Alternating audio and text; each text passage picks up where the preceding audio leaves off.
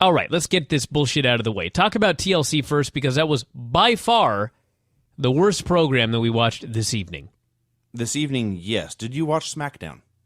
I have not watched SmackDown yet. I watched SmackDown Saturday, which means, yes, I watched SmackDown and TLC 5 hours in, I don't know, a 30-hour span. And I'm not sure, I guess the opener of the pay-per-view was good, but nothing else on either show I don't think was worth watching. How was the Evolution, or what were their names? The Ascension. Ascension promo? Yes. It's not so much that it was bad. It was fine, honestly, but they've been in developmental forever. And the whole point of being in developmental is so they can develop. So they can try new things. And, so the idea is that they will have experimented with everything, so by the time they debut in the main roster, they will know what they do best and what works best and be ready to go. So after being in developmental forever, their debut promo on SmackDown had them in new face paint, with new gear, doing an entirely different interview style. Oh, really? Yes. What was it? It was a lot more like Demolition, slapping each other in the shoulder and shouting a lot about how they were going to conquer everyone and they were going to rise. The content of it was the standard Ascension promo, but it was nothing like anything they've done before. So it's just another example of them, taking someone developmental and they're literally, as they debut, deciding, we must fix them. Well, all I got to say is, as I noted on Twitter, as long as they come out to the Demolition theme, I have no problem with this team. That would be great.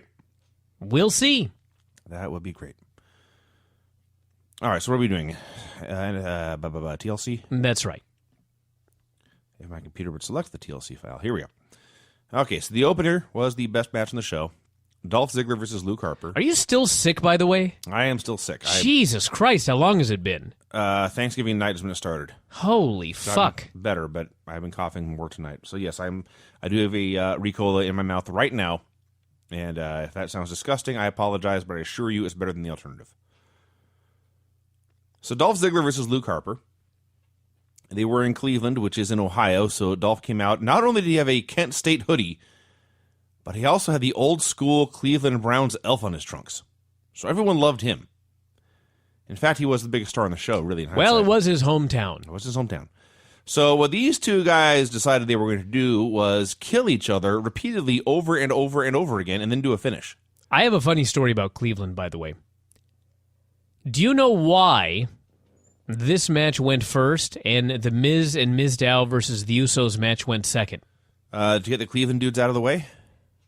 They thought that the crowd would be chanting for Ziggler and the Miz all night long if they did not have them go on first and second. Now, I can understand in the case of Ziggler, but somebody really honest to God thought that if they didn't put Miz on early, there would be Miz chants throughout this pay-per-view. I guess. Let me tell you something. There would not have been. So, for 15, 20 minutes, they found very creative ways to fall off of and onto ladders. The scariest was Luke Harper hitting a tope as Ziggler was holding a ladder. And this meant Harper had to fall onto the ladder, and it damn sure looked like he broke his arm. You had one spot where Dolph was on the floor bleeding from his forehead, eyes, and nose, and then as Harper started to climb, Dolph shoved the doctors away to cut him off. Bunch of more scariness. And the finish was actually creative. There was a ladder set up in the ring, and Dolph was on the top rope with another ladder. Harper tried to knock Dolph off, but Dolph rode the first ladder down onto the second and started to climb. Harper then set up a second ladder next to the first one, but Dolph superkicked him off and then grabbed the belt to win. So he's Intercontinental Champion again. A very savage, violent, brutal match. Very good pay-per-view opener. Crowd loved their hometown kid. And Dolph should retire now because A, he's going to die soon, and B, he's never going to get a moment bigger than this. The announcers were talking about how Shawn and Razor were watching on the WWE Network right now and so proud. First of all, they weren't watching. That's right. The idea that either of these men were actually watching the WWE Network, especially Shawn, is preposterous. And second, Does anybody remember the Shawn Michaels Razor Ramon ladder match that they had? It was a wrestling match where they found a couple of creative ways to use a ladder. There were very, very, very few truly dangerous ladder spots in that ladder match. Unlike this one. This match was so wild, and I don't even really want to be negative about it because it was by far the best match on the show. And they worked their asses off. And they tried really, really, really, really hard. But I don't even know if I could call it like a good match. It was just a wild stunt show where they found every conceivable way, and mostly Dolph, by the way. Harper did do that crazy tope and nearly killed himself, but largely it was just Dolph Ziggler finding new and creative ways to fall down in an uncontrolled manner. He fell off with a spin, he fell off at an angle, he fell off all askance, bonked his head, bloodied open. Virtually every crazy bump that Shawn Michaels took in his ladder matches and in his career was a somewhat controlled bump, even if it was from a high place, or even if it was because Sid was throwing him around, for example, which you roll the dice. His one uncontrolled bump was onto a coffin, and that virtually ended his career. This dude, not to mention John Cena, look at John Cena right now. You're watching the match on the WWE Network. This fucker is a physical wreck. He's ruined. You know how many ladders John Cena has fallen off of in his career? Not very many. Dolph Ziggler, they're talking about how he's going to be the man of the next decade. What did they say? He'll carry us into the next decade. That's what they said. This is high comedy. Dude, this fucker ain't going to last a decade. There's no chance. No chance he's going to last another decade doing the stuff that he's doing. But hey, they had a wild match. Usos versus Miz's. So I think I've mentioned this before, but it really stood out here.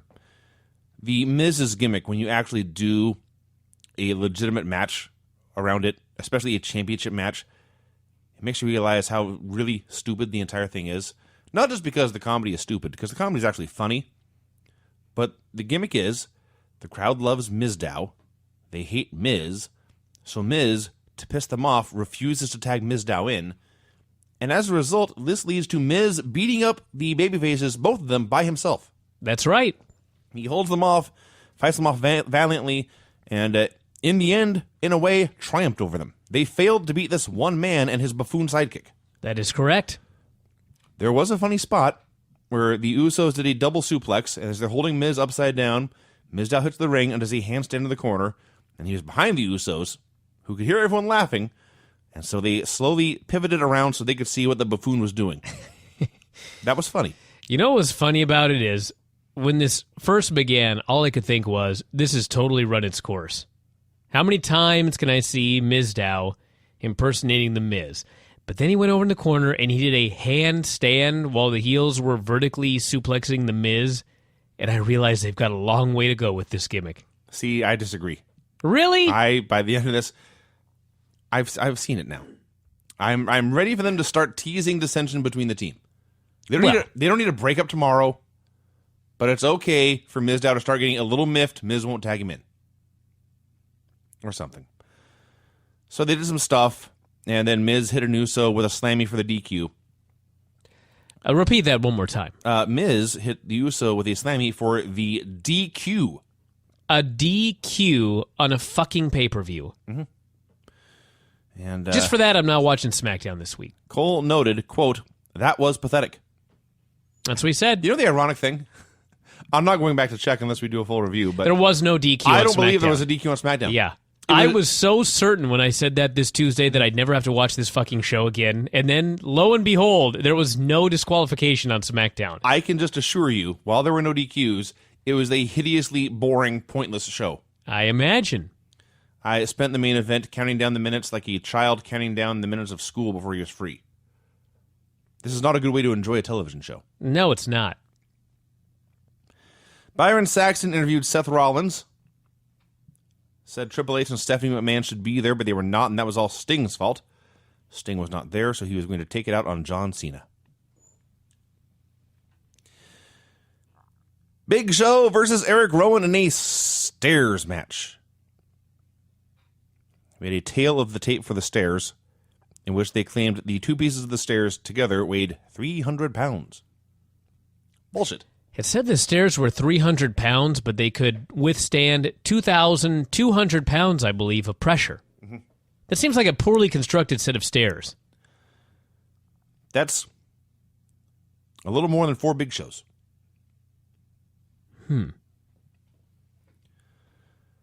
So, immediately, Erick Rowan took the exact same bump into the stairs that you see in every single episode of Raw and every single episode of SmackDown. But this time it was savage and devastating because it was a stairs match. They did their best to find creative ways to throw each other into stairs. There's only so many ways you can do it, and they ran out quickly. The highlight was when they took multiple stairs and set them up in a tower on the floor, perhaps playing Tetris or Jenga. And eventually they went spearing through the stairs, and the stairs fell all over them. It was not as savage and brutal as the opener, but these guys also beat themselves up a lot. Oh, yeah. So, listen, it's 2 clumsy, awkward dudes using big, clumsy, awkward weapons. This was not pretty. It was often dull. And if you want to give this a very, very poor rating, I won't blame you or argue. But I cannot lie. These guys did their best with their own limitations and the limitations of the match. They did all they could to make it entertaining, and I did not hate it. It was fine. I got to make a shirt. It was fine? Yes. Now, with all that said, the vintner here, after making his big babyface turn, his big shot as a single star, he has a match with The Big Show, who has been around since 1998 and has turned 32 times. And The Big Show beats him up, puts the steps on his stomach, puts his knee on his chest, and pins him. 1, 2, 3. Yeah. So much for Big Red. Yes. Hell of a push. Think about this, by the way. Seth is talking about the Authority. The Authority, of course, lost at Survivor Series, and they're done, right? Allegedly. Mm-hmm. So, the Authority is nowhere to be seen on this show. They're at home. They have no power. Every single former member of the Authority lost on this pay-per-view. Now, granted, the Big Show was not an official member of the Authority, but he did turn on Team John Cena to help the Authority try to win at Survivor Series. The story of the show was everyone in the Authority lost, and they still had the Big Show beat Big Red. Mm-hmm. That's the end of this guy. As JBL noted, welcome to the big leagues. Yeah, welcome to the big leagues. Yeah. The big, giant leagues of the mid-card. John Cena versus Seth Rollins in a tables match. I got to say, Dean Ambrose, rising star, and Bray Wyatt, rising star, and we've seen John Cena in the main event a million times, and there was nothing on the line here. Actually, you know what? There was something on the line here, a championship match. Mm-hmm. This should have gone on last. Very clearly. If you're going to have Dean Ambrose lose, and by the way, a stat, Dean Ambrose, the Shield broke up 6 months ago, and he went babyface. Mm-hmm. He has not won a single solitary pay-per-view singles main event in 2014. I swear to God, I looked up that same stat. Yep. When he was in the main event here, I thought, when was the last time he actually won on pay-per-view? The last time Dean Ambrose pinned someone on pay-per-view was the Blue Tista match. Wow. I was single. Yep.